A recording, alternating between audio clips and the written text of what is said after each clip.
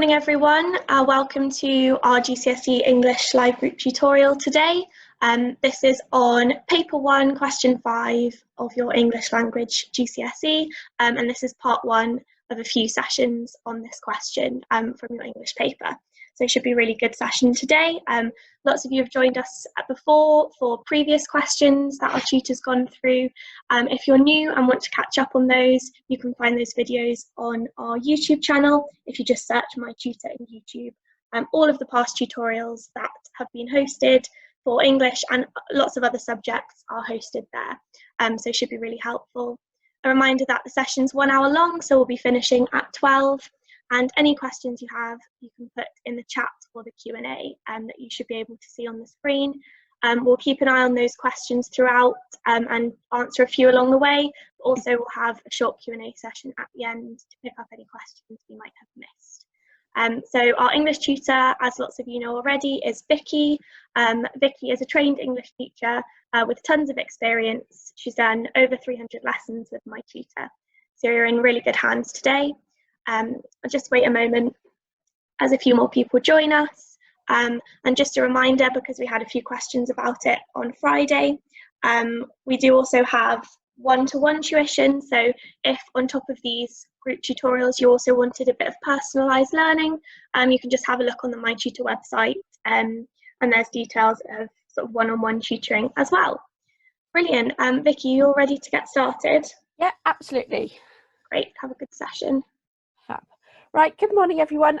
So as Tilly said, we're moving on to question 5 of your paper 1. This is on the AQA syllabus. So this is the fictional creative writing section. So again, if you aren't doing AQA, a lot of the stuff that we will be doing will be useful for you, because when it comes to creative writing, most of the exam boards are quite similar in what they ask you to do. The mark scheme might be a bit different, but the general principles of what you need to do are pretty much the same. This is more transferable, I think, than the reading that we've done so far, just because different exam boards with reading do different styles of questions. With the writing, it's usually pretty similar, where they give you an instruction or a title or a picture, something along those lines. So we're all pretty much similar in terms of what they are actually asking you to do. So quick recap of what we have looked at so far, and sort of what we are going to do, and take any of those on into the question 5s, because some of them are transferable. So we've looked at the question 2, which was language devices and features, also sentence forms as well. We've looked at question 3, which is structural features and devices, and then our question 4, which was evaluating writers' methods. Now, in terms of the evaluation, our question 4, we won't really be taking that on, because obviously we won't be evaluating within our question 5s, because we're writing creatively. However, we will be using language devices and structural features as well within our writing as we go along this week. So I believe Thursday, let me just grab my pen. Yeah, Thursday we're going to be looking at structure more specifically. Today we're going to be looking at plot and characterization. So language devices and features will pretty much run throughout.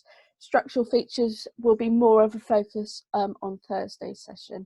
So although we will sort of touch on structure, today we won't sort of be looking at it in as much detail.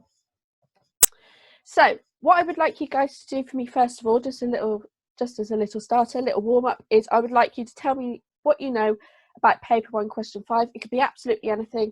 So it could be something to do with what the question looks like, how many marks is, what sort of instructions you might be given, what you need to include in your writing, perhaps how you've been taught to tackle this question as well. That'd be really interesting, because a lot of schools have different approaches, and it's always good to know what you guys are told. Just so, well, I learn for my own personal development, which I can incorporate into the rest of the week for you. Right, so it is a very long question. Yeah, you are right. It's a 40 marker, so it's worth half of that exam paper and 25% of your overall grade. So it's a big weighty one. It's the same with your paper 2 question 5, which is your non-fiction creative writing. Also 40 marker, also worth 25%. So creative writing is worth 50% overall of your GCSE. Yeah, it is a creative writing piece. So narrative writing and descriptive writing. Lovely. So describing something or a story, absolutely. You might get a picture. Usually you do get a picture with AQA. I'm not sure I've seen a question paper without one. They're usually used for the description task, but the most recent one I've seen, which was November 2018, the one that's been recently uploaded onto AQA site, was write a story, I think, based on time travel as suggested by this picture, I think. Is this question structured in both foundation and higher papers? Right. I'm pretty sure that English doesn't have higher and foundation papers anymore. I think it is just one paper. You definitely don't have higher and foundation with AQA. I know that. There might be with some other exam boards, but definitely there isn't higher and foundation with AQA. I think they've been scrapped when the new syllabus came in. I might be wrong.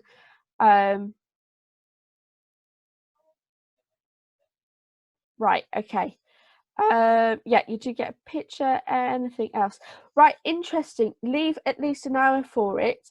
So let me just whiz on to this mock-up that I've done. So this is effectively what your paper pretty much looks like. I've pretty much copied everything from the question paper, but I've essentially made my own. So this always stays the same at the top. So you're advised to spend around 45 minutes on this section. So some of the entire paper is 1 hour 45. You might have been advised to spend an hour on it. It might be sort of what your schools tell you to do, but the actual exam, it's the paper itself says 45 minutes on this section. So you need to be spending at least 45 minutes on the section, writing full sentences. What's really nice is that they remind you to plan your answer.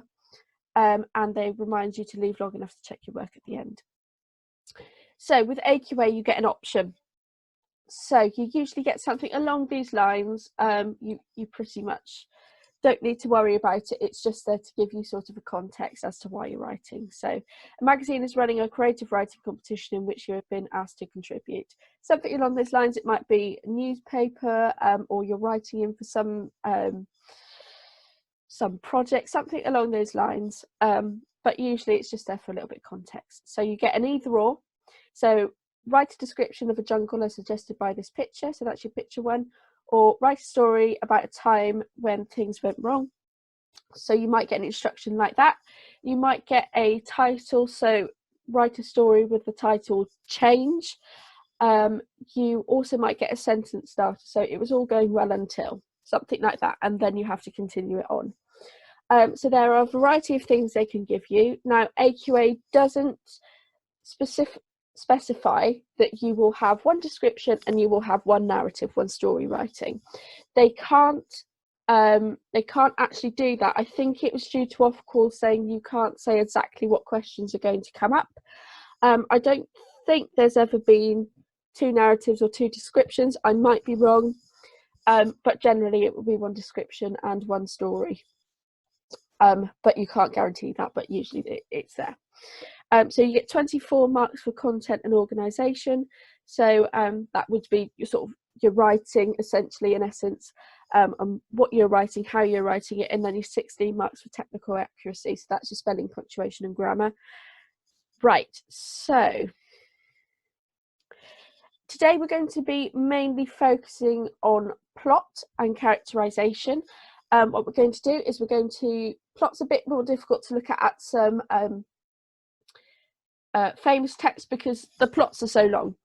We can't read an entire book together today to work out what the plot's like.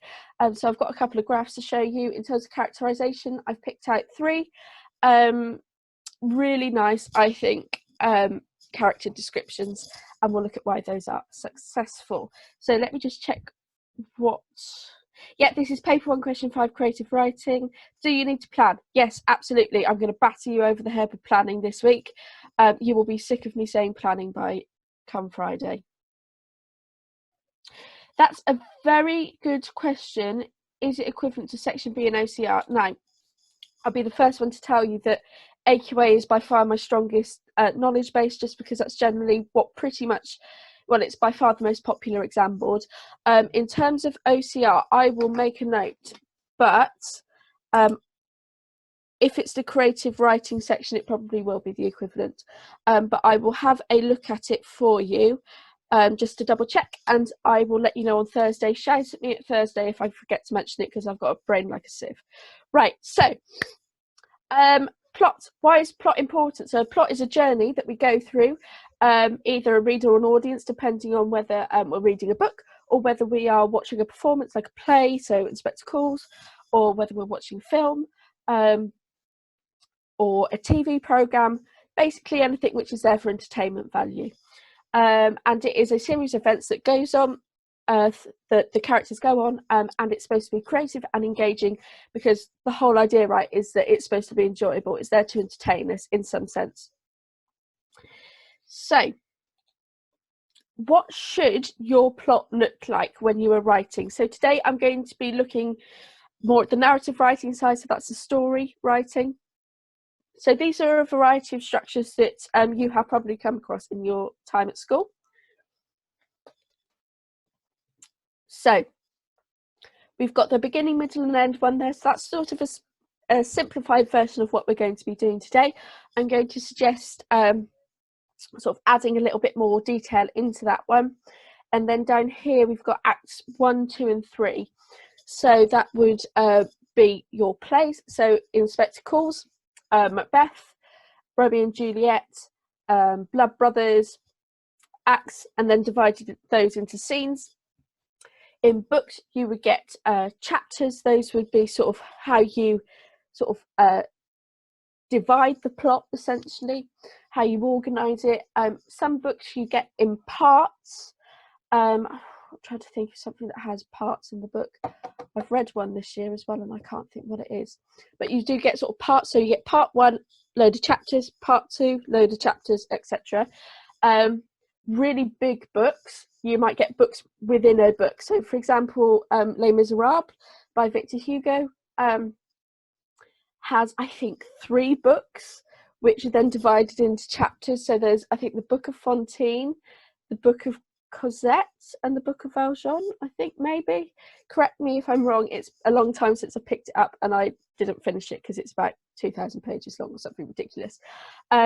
So really big books you might find sort of have smaller books inside the one big massive book. So those are different ways that we sort of categorise our plots. The one I'm going to be suggesting that you do is effectively what most teachers call a story mountain. It's a bit primary school like, but how you use it is different to primary school, obviously, because you'll be writing in a much more sophisticated way. So we've got exposition, which is a posh way for saying beginning, rising action, climax, so that would be sort of the big problem going on, falling action, so our resolution, and denouement, which is a posh word for ending. Right, so what have you guys asked?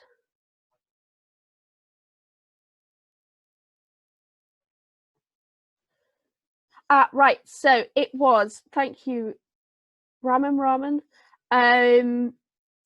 is the question 5 of AQA equivalent to section B and OCR? Thank you for offering for that, that's lovely, thank you.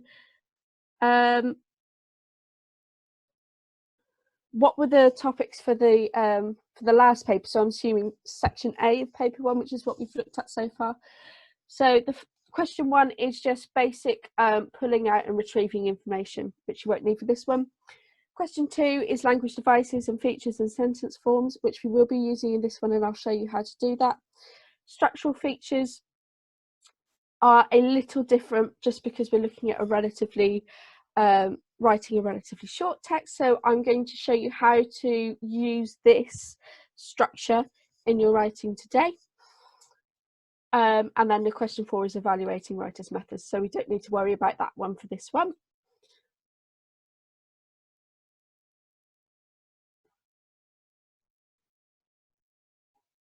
If we use the formal words, we will gain extra marks. If we use formal words, right, so I would say instead of formal, sophisticated and advanced, ambitious vocabulary, because those are the words that are used on the exam specification on the mark scheme. Right. So what I would like you to do first of all is tell me which text you have enjoyed and has it been due to plot. So has there been something which you find is really intense and you sort of can't put that book down?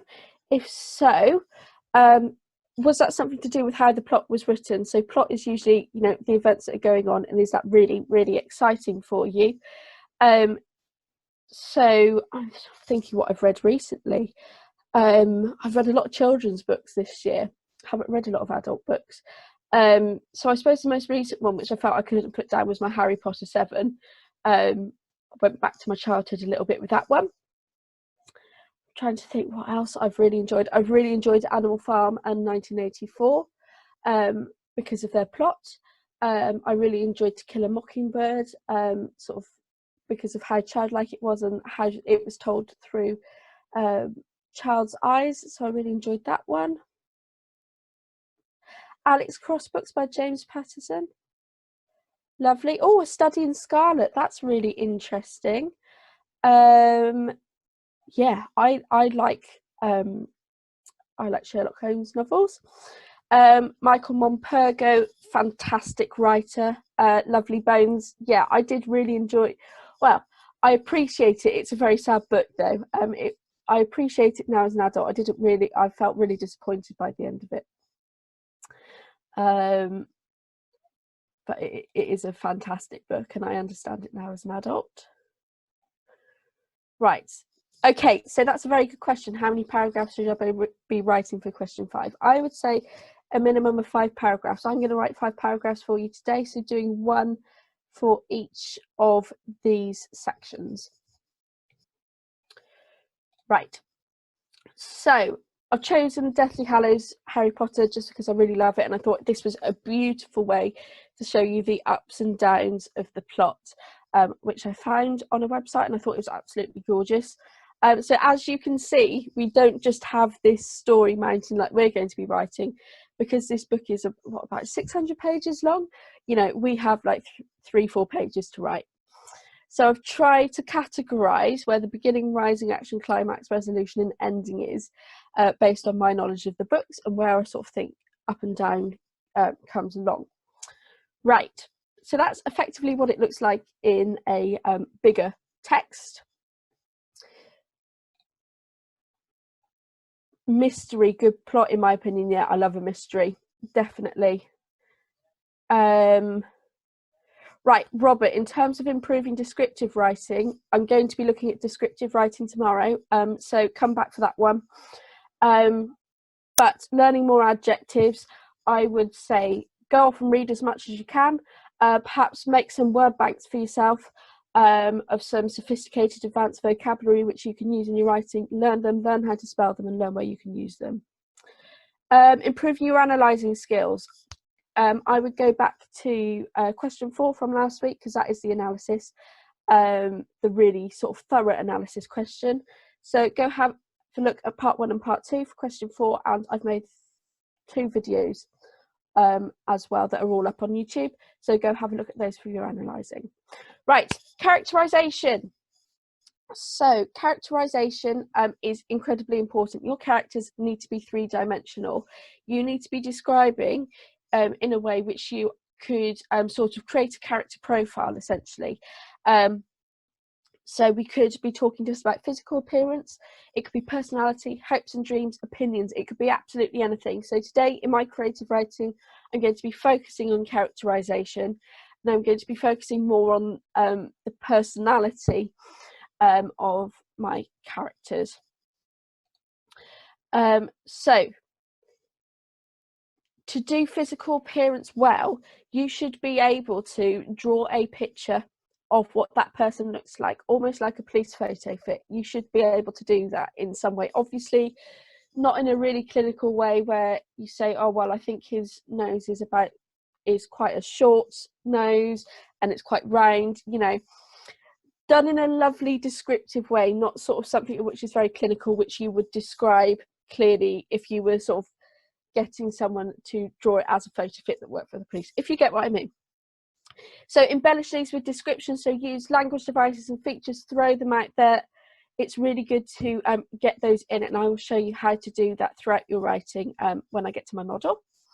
So I've picked out 3 really good character descriptions. So this first one is from The Blind Assassin by Margaret Atwood.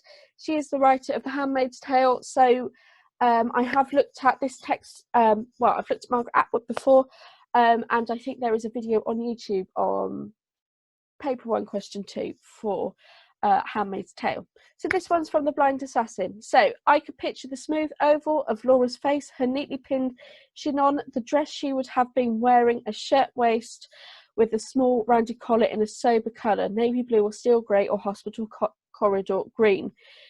Penitential colours, less like something she'd chosen to put on than like something she'd been locked up in. So I think that's a really nice way of describing sort of how this woman dresses, and perhaps that tells us something a little bit about her personality. Thank you very much, Ramin. So there are 2 papers, both have a section B with a writing for audience, impact and purpose.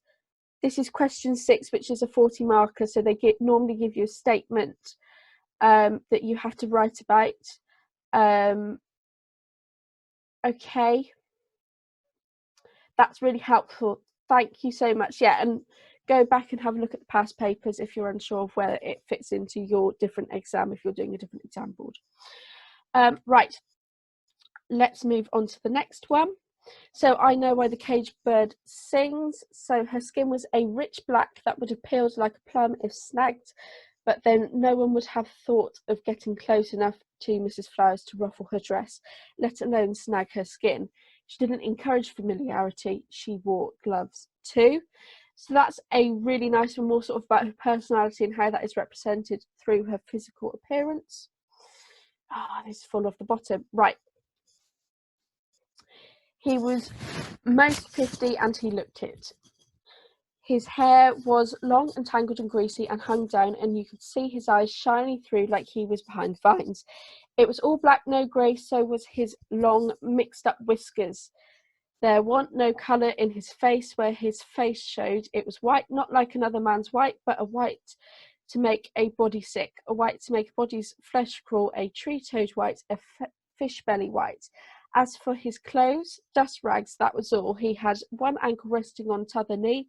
The boot on that foot was busted, and 2 of his toes stuck through, and he worked them now and then. So I'll leave it there because it's falling off the bottom.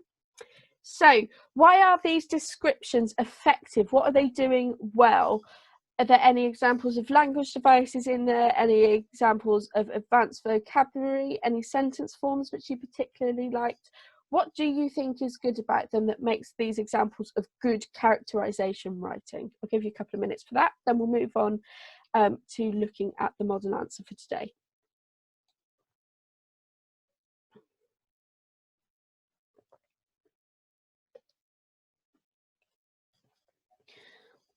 Yeah, you can clearly see them in the mind's eye, can't you? You start to formulate what this person looks like, particularly with the Mark Twain one from Huckleberry Finn. It's very clear, isn't it? And I create a very clear image with that one in particular because it is so detailed. Yeah, their personalities are shining through their appearance, aren't they? Yeah, lovely.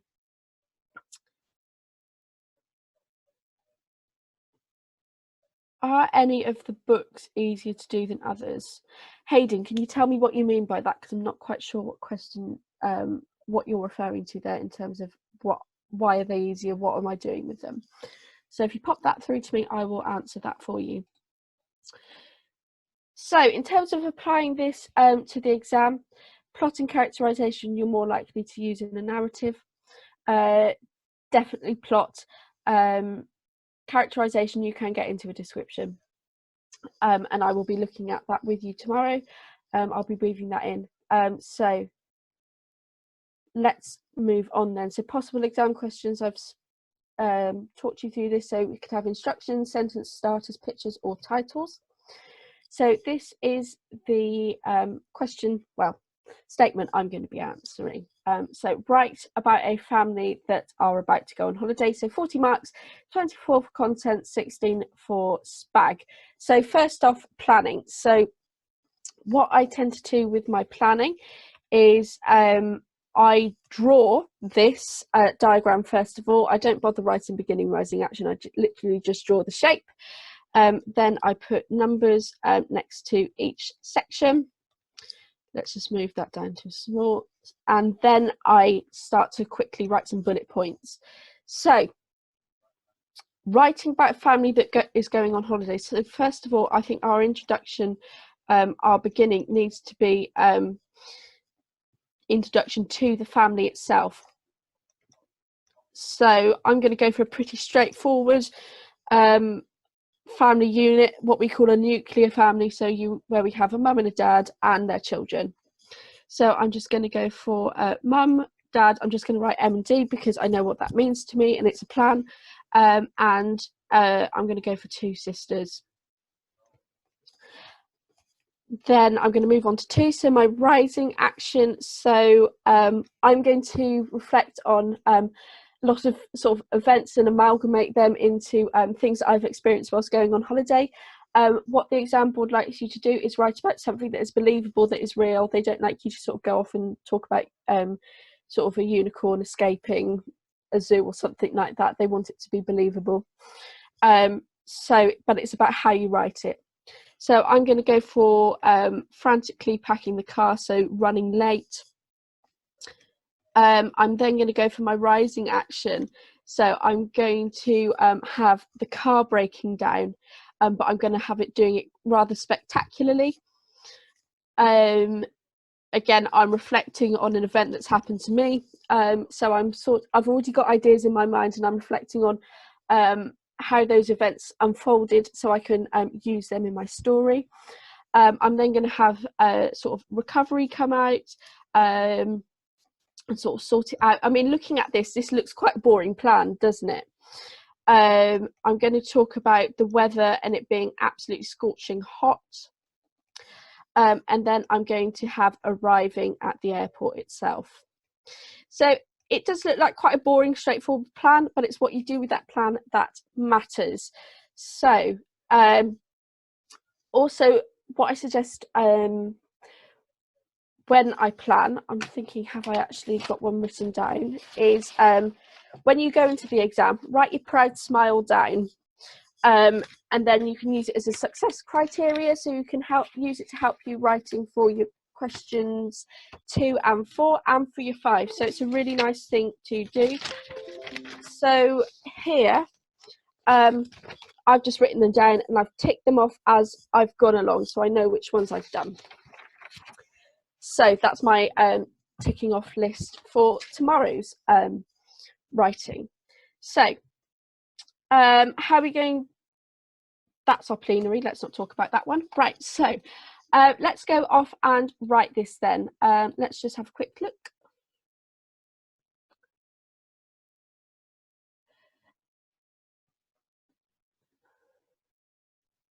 Where you have to analyse and answer questions and understand plot.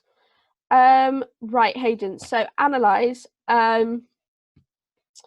Analysing questions, that would be a question 4. In terms of using plots, plot would come under structural features, so you could look at that in your question 4 or your question 3.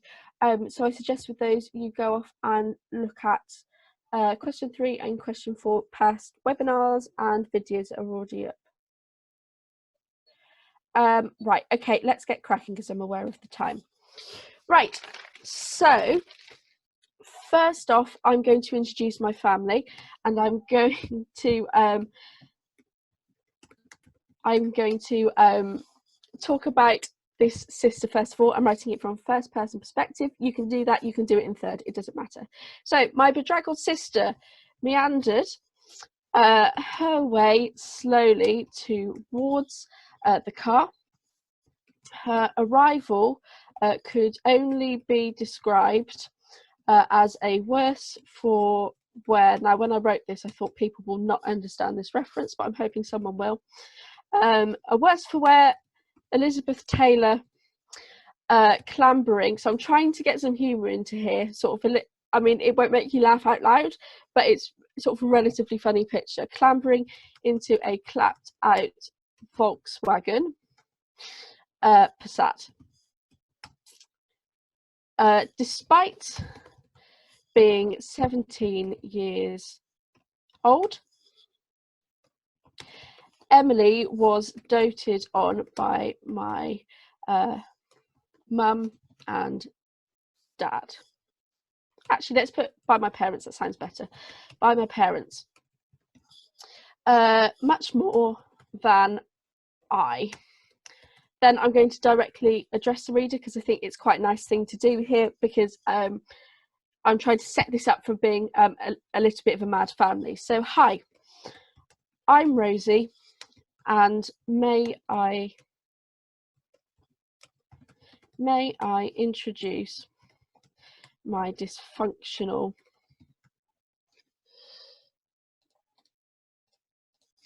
family.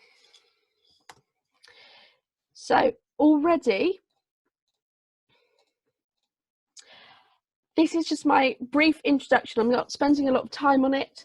Already I have introduced Emily and I've introduced the narrator, Rosie. I know that Emily is probably quite a sort of a comatose, shall we say, teenager who's very slow and half asleep all the time. I've used some advanced vocabulary in here, so dysfunctional, bedraggled, meandered.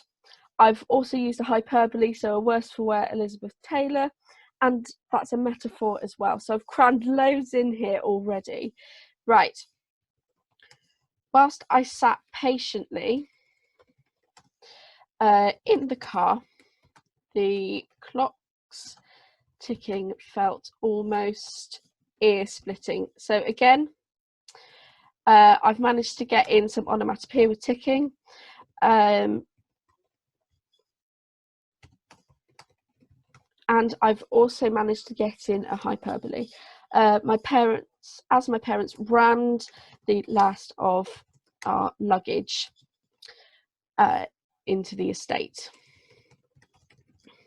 Now, I'm going to use some dialogue. So there are some rules for dialogue. I'm not going to go over them now, but I have done a video on them this week. So if you do want to use dialogue, there are the rules of what you need to do it correctly. Right, so for goodness sake, George, we have 5 minutes before we need to leave. My mother hissed. That may be so, my love. So here what I'm trying to do is I'm trying to get my characterization through the dialogue itself and how they're talking to each other. But if I do not pack our items in a clear, regimented order, I will not be able to use my rear view mirror. And then I've managed to squeeze in here a rhetorical question. Do you want to get there safely? Where have I got to? At this remark, my mother turned on her heel, huffing as she went. So I've managed to get in a little bit of alliteration in there. So I've ticked that one off. A mere 5 minutes later, we were off. Squashed into the car like sardines. So now I'm getting a simile in. And then I'm getting a dash in. But we were moving. So I'm repeating the we were there to suggest that it's been quite a dilemma just to get off in the first place. Right, as we chaotically I did spell that right when I wrote it down. Chaotically weaved are, let's move weave through the traffic on the M25. Our progress was crushingly halted. Why does that reckon that's wrong? There we go. Right. In slow motion. So what I'm going to show you guys as well is what I've actually written, and I've colour coded it as well for you to see where the different elements come in. So in slow motion, the dashboard, so now I'm going to get up, get in another simile, the dashboard lit up like a Christmas tree. Interrupted by a mutter. We're breaking down. Then I'm going to use an exclamative, so I'm getting some advanced punctuation in, so mum screeched, causing the rest of us to recoil.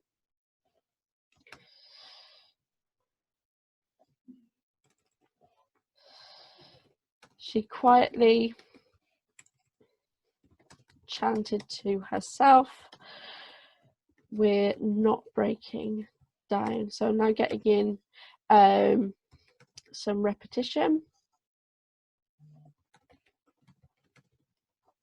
I'm now getting in another dash, so I'm interrupting this with some onomatopoeia. The car spluttered and coughed. So I've now got some personification wheezing itself onto the hard shoulder. Silence fell upon the stunned passengers. I glanced out of the window as everyone else continued their journey.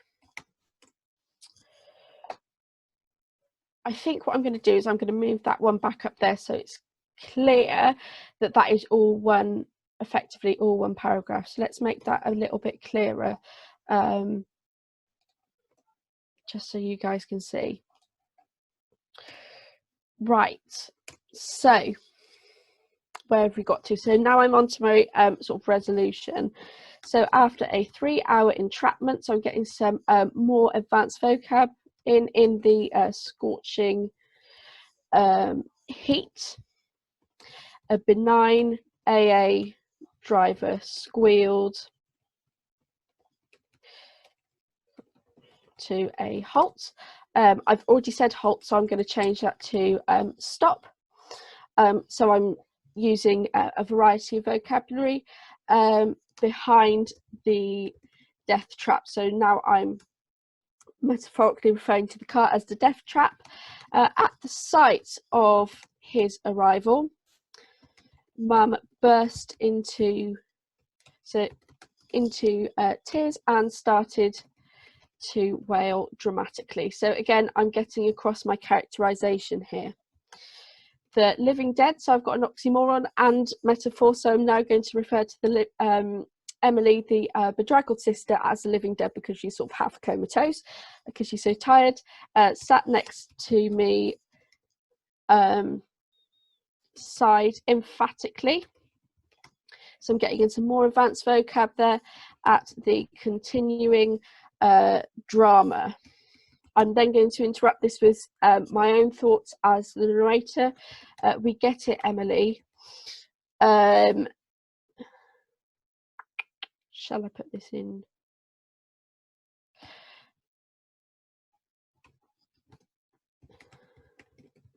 So it's I'm not using speech marks because that would suggest that she's actually speaking. I'm using single quotation marks to suggest that the narrator is imitating what she says, so you're not bothered. Both prematurely balding men scratched their heads underneath. So I'm talking a little bit now about, I haven't really done much physical description apart from Emily, so I'm getting a bit in for Dad now.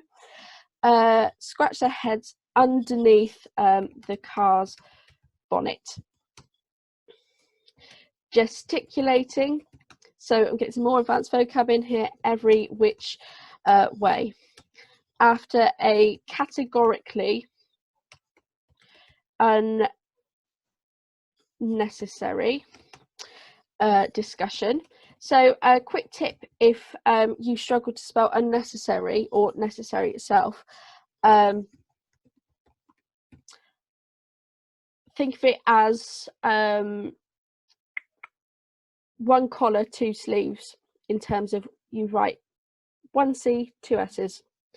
It's telling me that cam belts is spelled wrong. Oh, I didn't know it was two words. There we go, cam belts.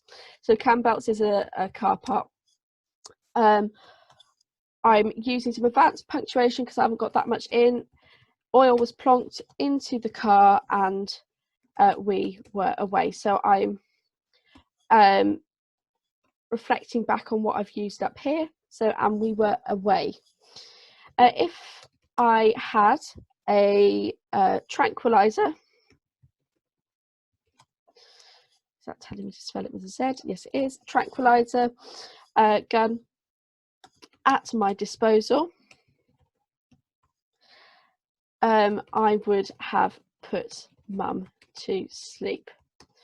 Frankly, it would have been kinder. So I'm trying to get some humour in here. I'm trying to express the personality of the narrator and sort of just being completely overwhelmed by sort of quite how nutty and how the sort of the different dynamic in the family is quite exhausting for her. Right, last paragraph then. So eventually, so I'm starting with an adverbial just to give it a bit more pizzazz, a bit more variation in terms of sentence starters. Eventually we bustled our way into the airport car park. Again, I'm going to get in some more characterization for Dad.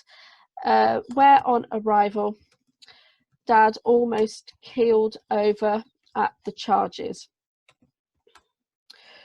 Once I had scraped him off the ground. I think I'm going to change that. And so that's obviously a metaphor. He's not actually collapsed onto the ground, fainting at it. And the excessive amount of luggage was thrown on the trolley.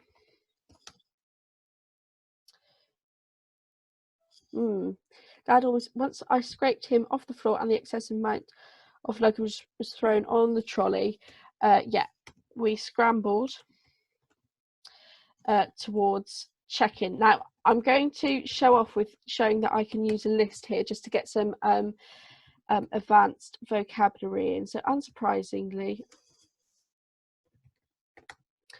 oh goodness me, my fingers aren't working today. Unsurprisingly, so again I'm using another adverbial, Mum was almost pulling Emily's hair to get her moving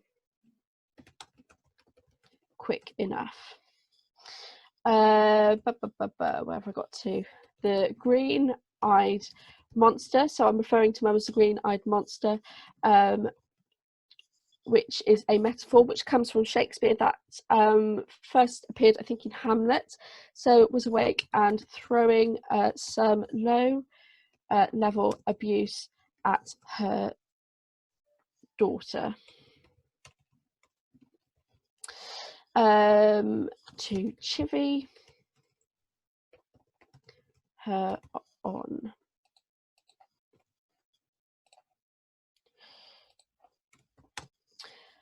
Right.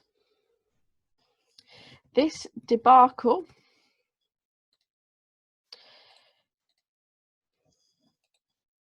I think that's about right. This debacle continued. So this is where I'm going to get my list in. So check in. Luggage drop off all the way to the gate. Exhausted, I flopped in the furthest seat away from Mum, who was demanding a large gin and tonic from one of the air hostesses. We had made it, and that is my story. So a little bit shorter than you might want to write yourselves, just because of time constraints, really. Right, let's see what you guys have asked.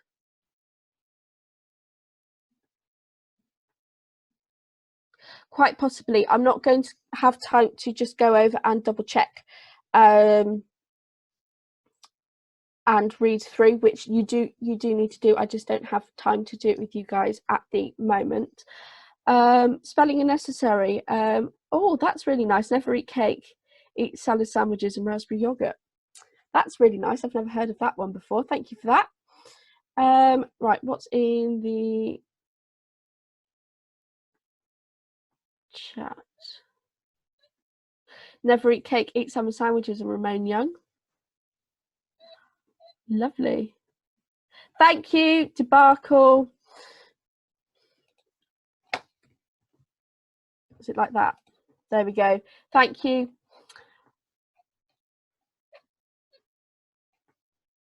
Yeah, so if you're not sure, leave it out. Thank you guys for pointing that one out for me.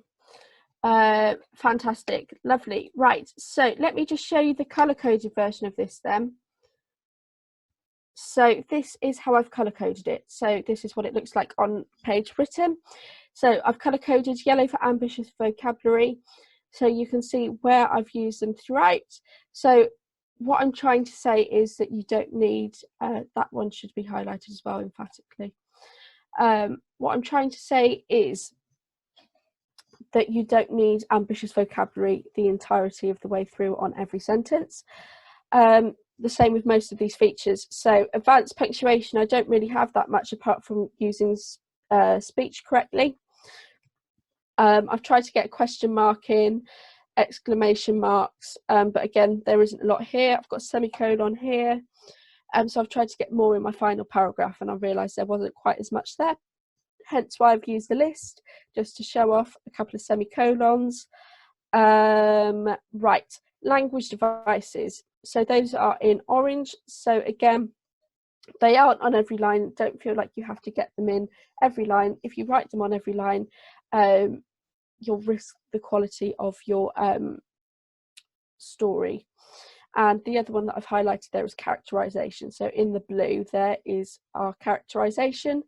So I focus quite a lot on characterization today, just because that was our focus. So you don't necessarily have to focus on characterization in your writing. You could choose to focus on something else and do that really well, but characterization is an important one to have there, at least as a part of the puzzle, essentially.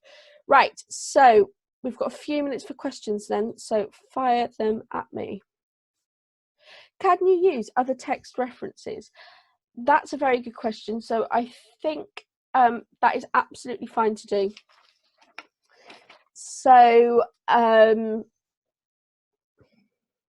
if you sort of just refer to another text, that would be absolutely fine, like if you refer to a character in a text. So I've referred to Elizabeth Taylor in this one, who is a very famous Hollywood actress in sort of the height 50s, 60s. That was the height of her career. So yeah, I think sort of outside textual references is quite a clever thing to do. How many marks would I get for this? So this would be top band if there was just more of it written. So it's a little bit on the short side in terms of detailing, just because of the time constraints that I had with doing it for you guys today. So my examples will be on the short side, but would be top band if they were extended a little bit.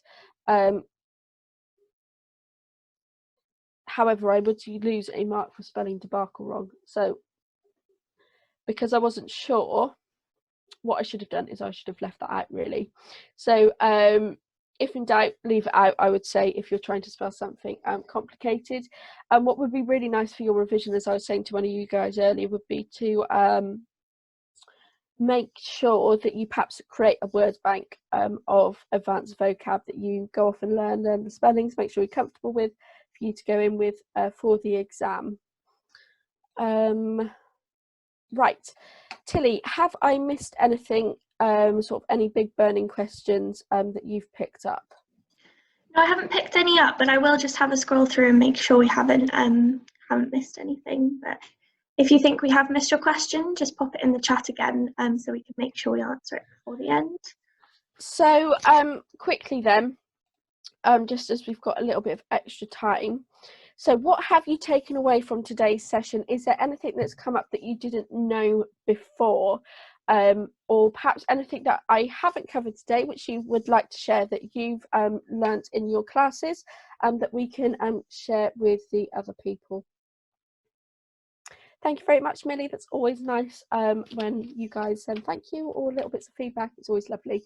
Thank you very much. Proud Smile page, yeah, absolutely. Right, we're on page 18 for that one. Yeah, so this is just a list of language devices and features. The edit there at the bottom would be my next step after writing what I've written, and I would be expanding on what I've written. If you do think, oh my goodness, I've missed something and I could write a load more here, you can just put a star, little asterisk, and then write at the end. The rest of it, if you do have several asterisks going on, just put a number by each of them so that it's clear referencing which one goes in which place.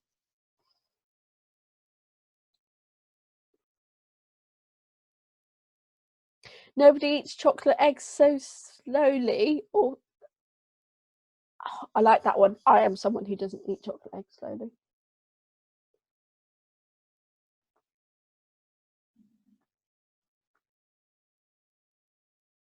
Yes, absolutely. So Proud Smile techniques, absolutely. You need to get language devices and techniques in your answer. Otherwise, you will severely limit the amount of marks you can get in terms of the content and organisation that you are presenting for your examiner. So yes, you absolutely need to get those in. So within mine, I've got personification, repetition, rhetorical question, oxymoron, use of senses, detailed description, alliteration, onomatopoeia. I'm not sure I've got sibilance or symbolism in there. Metaphor, imagery, length of sentences.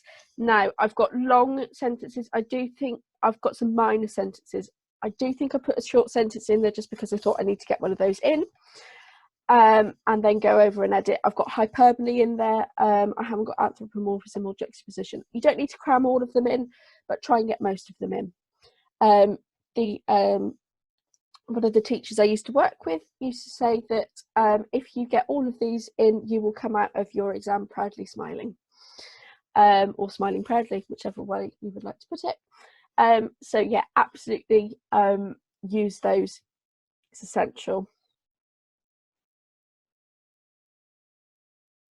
Yeah, simple plan, absolutely. Simple plan, stick to it. Yeah, so you do need to use a certain amount of stock fez as well. So I've used characterization today. I've talked a little bit about setting because I've talked about sort of the car being rammed full, and then the car breaking down. That's essentially our setting. I'm generally making quite smooth transitions between the paragraphs. I think that's sort of there is a clear pattern to where I am going. It's from first person perspective. I don't have a flashback. My focuses are changing using that simple plan. I've got a clear start and ending, and I do zoom in on certain parts. So for example, zooming in on, I start off with the sister. So I have done some of those as well, but I'm going to focus more on structure Thursday. Yeah, I'm doing descriptive writing Thursday. Head like a sieve. Right.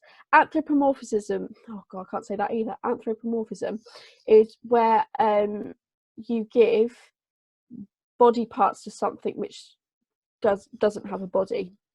something which isn't living. So for example, table legs, we call them legs, they're not actually legs, are they? Not in the same sense that we have legs and other animals have legs.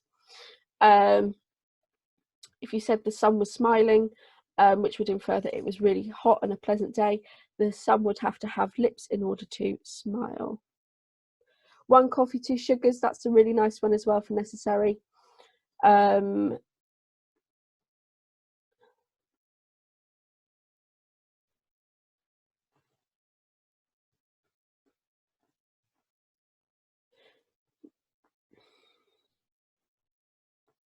think that's everything you guys have thrown out for that. Right, so I'll just quickly talk about what's going on Thursday and Friday, so you guys know what's coming.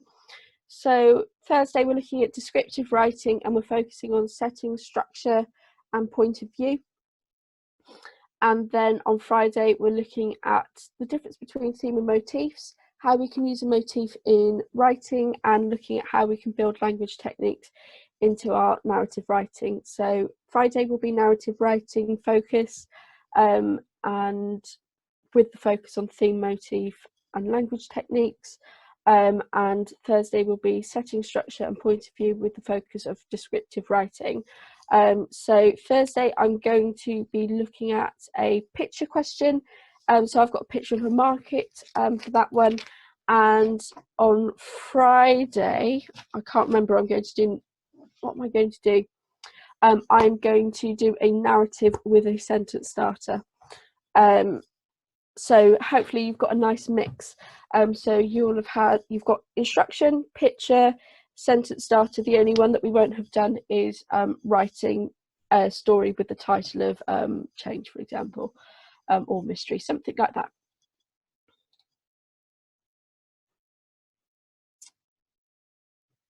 Yeah, it's similar to personification, anthropomorphism. So personification is where we give attributes. So we're looking for verbs. So for example, the fire danced. Fires can't literally dance. We can. Most other animals don't dance. I suppose mating dances, if you count as that. So that is the actual action that living things can do. Anthropomorphism is the actual body parts that we have, and that we give those to something which doesn't have those body parts. So for that we would be looking for nouns. That's the difference. I think that's pretty much everything. Tilly, is there anything else that you want to add? No, that's it actually. And as Vicky said, the next session on this question is on Thursday at 11. So hopefully all of you will be joining us for that. And you can catch up on all the past questions as well on the My Tutor YouTube channel, which should be really handy if you've missed anything.